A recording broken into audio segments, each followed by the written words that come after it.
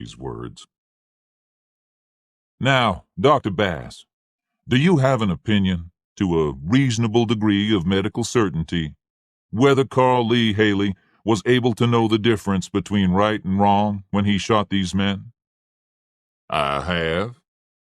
And what is that opinion? Because of his mental condition, he was unable to tell right from wrong. Thank you, Doctor. Jake picked up his notebook and walked back to his seat. He looked at Lucien, who was smiling, and at the jury. They were watching Bass and thinking about what he had said. Wanda Warnack, a young, kind-looking woman, looked at Jake and smiled. It was the most positive signal he had received from the jury since the trial started. Pretty good, Carl Lee said quietly. Judge Noose asked Buckley if he had any questions. Just a few, Buckley said as he walked to the front of the courtroom. Dr. Bass, what is your full name? Jake froze. There was something wrong about the question. William Tyler Bass. What name are you generally known by? W.T. Bass. Have you ever been known as Tyler Bass? The medical witness hesitated. No, he said. Jake felt a sudden fear in his stomach. The question could only mean trouble. You're telling this jury that on October 17th, 1956, in Dallas, Texas, you were not found guilty of a crime under the name of Tyler Bass? That's a lie, Bass said quietly. Are you sure it's a lie? Buckley asked. Do you know a lie from the truth, Dr. Bass? Do you know the difference between right and wrong?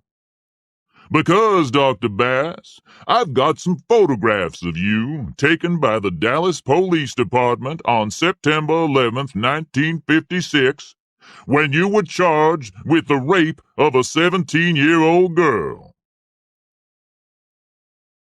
The silence in the room was complete. W.T. Bass could only look at the ground.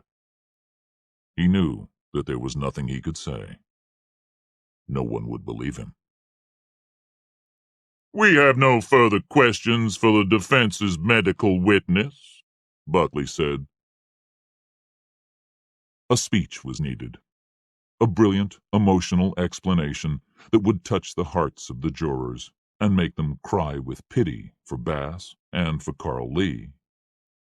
But Jake could think of nothing to say. He wanted to be sick. Everything had fallen to pieces. Buckley had destroyed his medical witness, and had destroyed the insanity defense he had tried to build. And it was all Jake's fault. He thought he was so clever. He thought he would win. And he had chosen a medical witness who was a drunk and a rapist. Nothing could help Carl Lee now. Dr. Bass walked out of the courtroom, but no one watched him go. Mr. Briggins, you may call your next witness. Jake tried to stand up, but his legs felt like water. As he stood up, Ozzie came to his rescue. The sheriff approached the clerk of the court and gave him a message. The clerk handed this to the judge, who read it, and then looked up and said that the court would take a break for an hour. He asked the lawyers to come to his office. As soon as they were in the room, Ozzie turned and spoke to Jake. Jake, I have some bad news. I got a call an hour ago from the sheriff of Lafayette County. Your law clerk, Ellen Rourke, is in hospital. Jake had thought that things could not get worse. It seemed that they could. What happened? The Klan got her last night. somewhere between here and Oxford. They tied her to a tree. How is she? Jake asked. She'll be okay. What happened? Buckley asked. We ain't sure. They stopped her car somehow and took her out in the woods, cut her clothes off her, and cut her hair. She's got cuts on the head, so they think she was beaten. Jake needed to be sick. He couldn't speak. The judge looked at him and said they'd better take a break until 2 o'clock. At the end of the afternoon, Jake walked slowly up the front steps to his office. He wanted to kill W.T. Bass, to break the head of the so-called friend who had introduced him to the drunk psychiatrist. Lucien was there, holding a drink. They said nothing. Lucien looked away. Then he spoke, in an unusually quiet voice.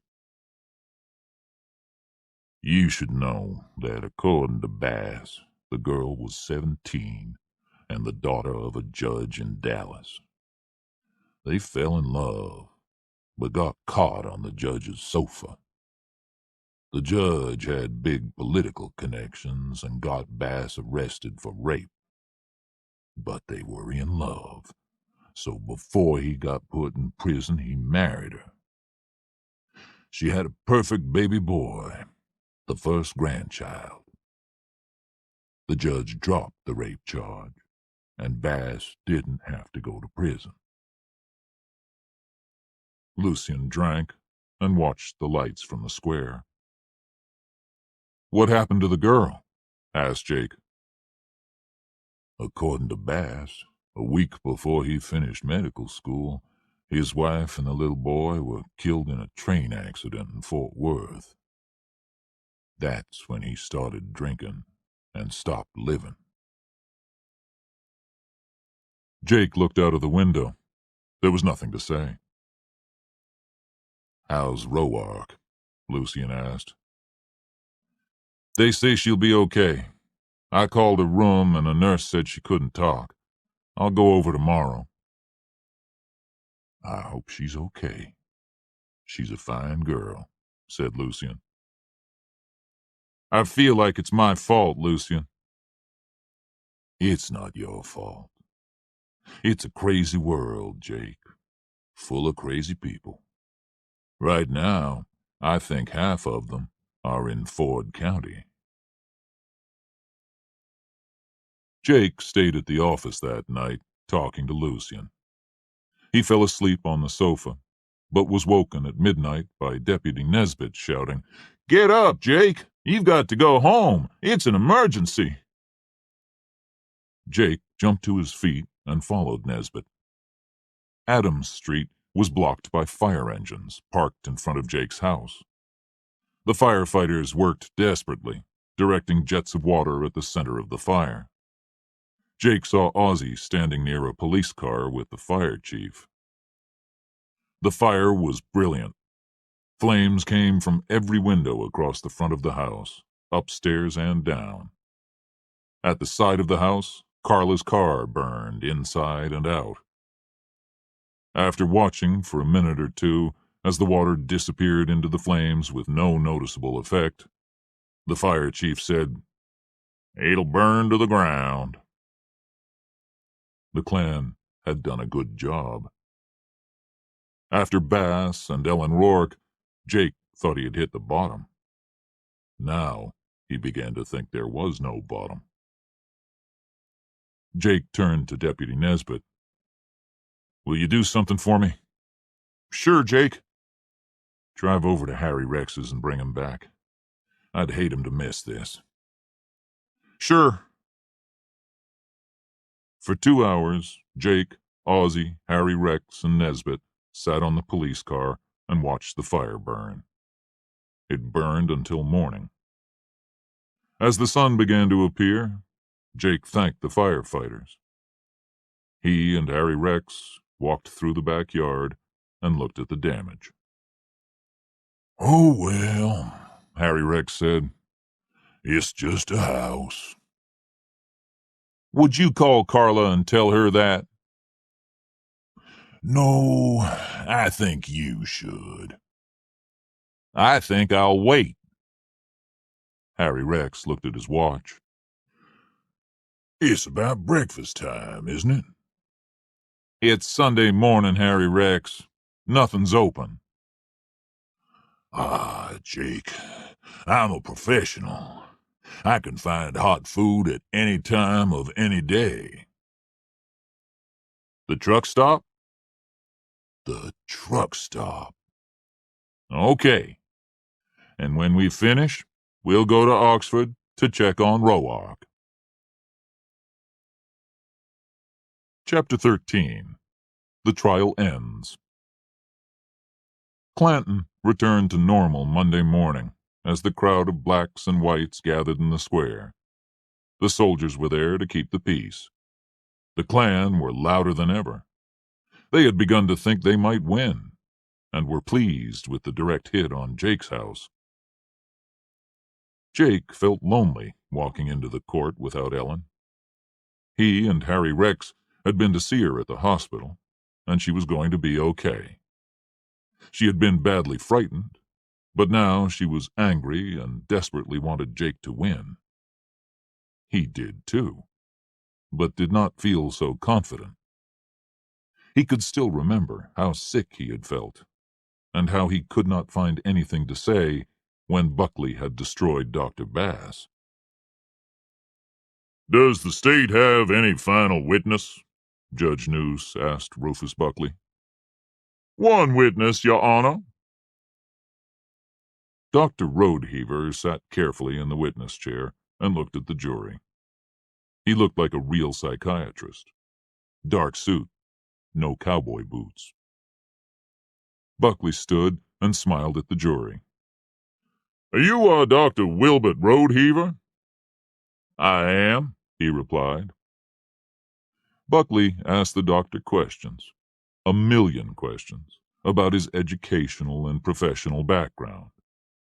Roadheaver was confident, relaxed, prepared, and he was used to being in the witness chair.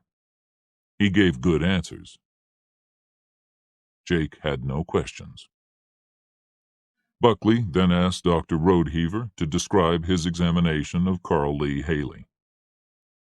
Dr. Roadheaver said that Carl Lee was fairly helpful and able to talk about his experience in Vietnam and his family, but said that he was unable to remember details of the day of the murder.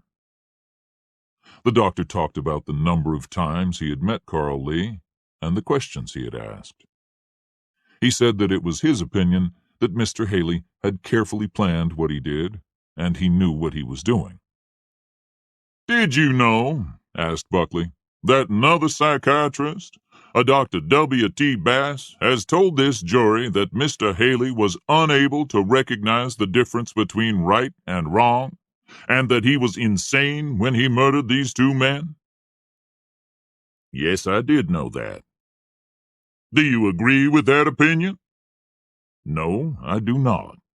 And I do not find it professionally acceptable. Mr. Haley himself has said that he planned the murders. By saying this, he has shown that he was not insane. He knew what he was doing, and he knew right from wrong. Doctor, what, therefore, is your medical opinion of the mental condition of Mr. Haley on the day he shot Billy Ray Cobb, Peter Willard, and Deputy Dwayne Looney?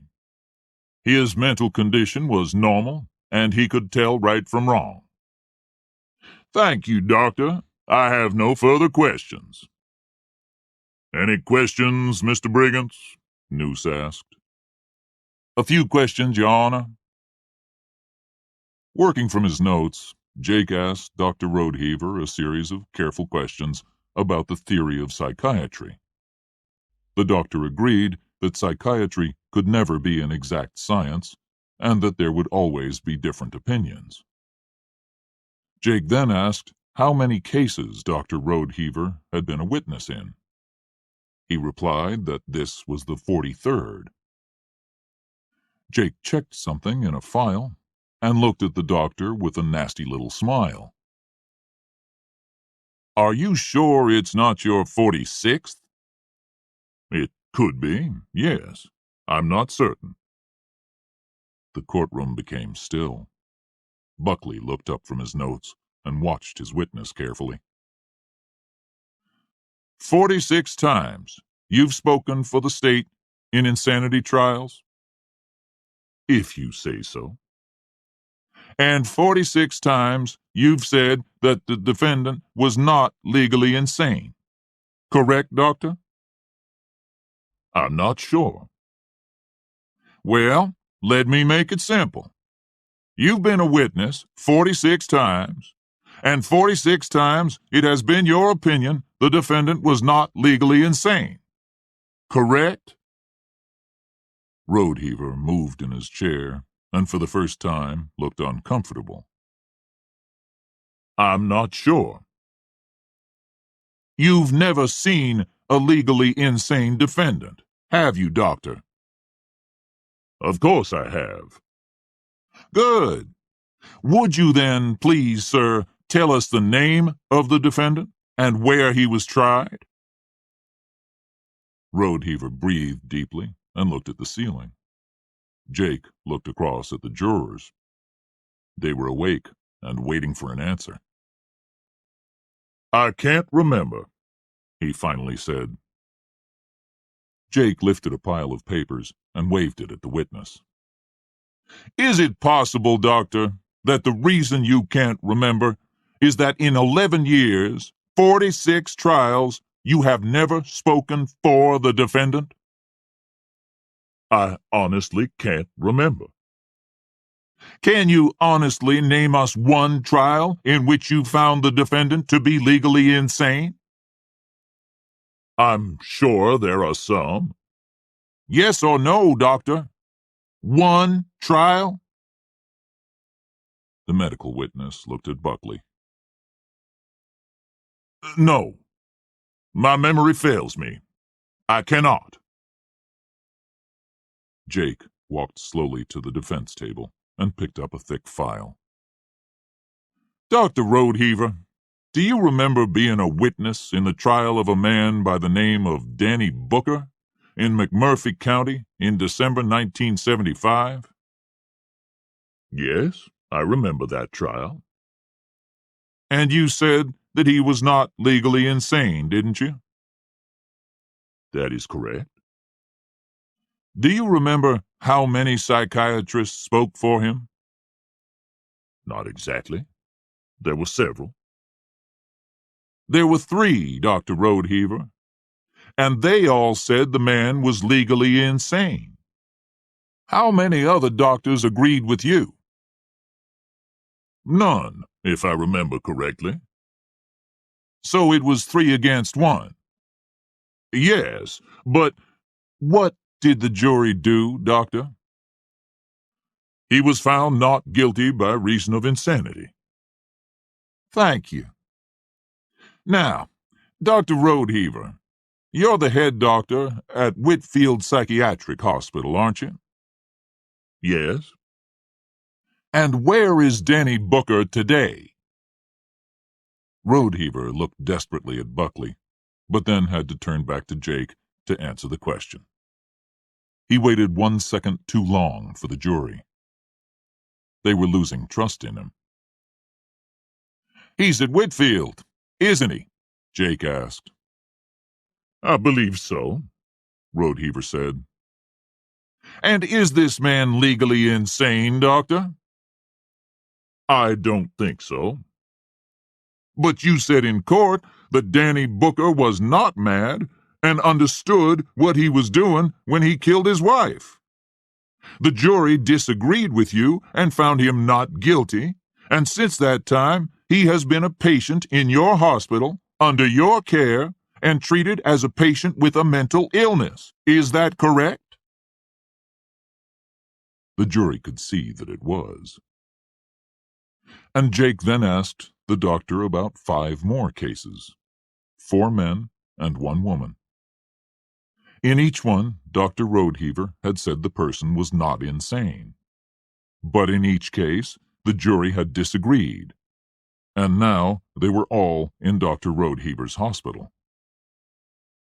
Jake asked how this was possible. "You just can't trust juries," said the doctor, without thinking.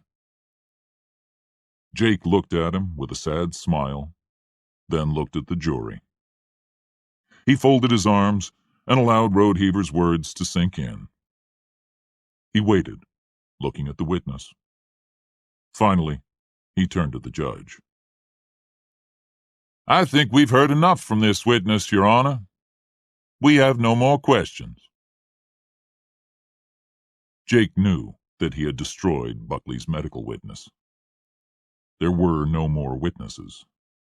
It was time for the closing arguments. Jake talked directly to the jury. He began with his biggest problem, Dr. W.T. Bass. He apologized to the jury. He asked them to believe that he would never use a man with a criminal record as a witness if he knew the facts. He raised his hand and swore to them that he had not known. He then asked them to think about what Dr. Bass had said. Yes, 30 years ago he had had sex with a girl under 18 in Texas. Does that mean he is lying now in this trial? Does that mean you cannot trust his professional opinion? Be fair to Bass the psychiatrist. Forget Bass the person. And please, be fair to his patient, Carl Lee Haley. He knew nothing of the doctor's past. Then Jake told them that the girl had become Bass's wife and had died with their child in a train crash. Mr. Buckley had not mentioned that. He waited a moment and let them think about it. "And what about Dr. Rodeheaver?" he asked. "Maybe he had sex with the girl under 18 once. Maybe he didn't. Does that make him a better or a worse psychiatrist? The problem with Dr. Rodeheaver is that although he is a highly trained doctor who treats thousands of people for all sorts of mental illnesses, when crimes are involved, he cannot recognize insanity." They watched him, listened to every word. He was not loud and overconfident like Buckley. He was quiet. He looked tired, almost hurt.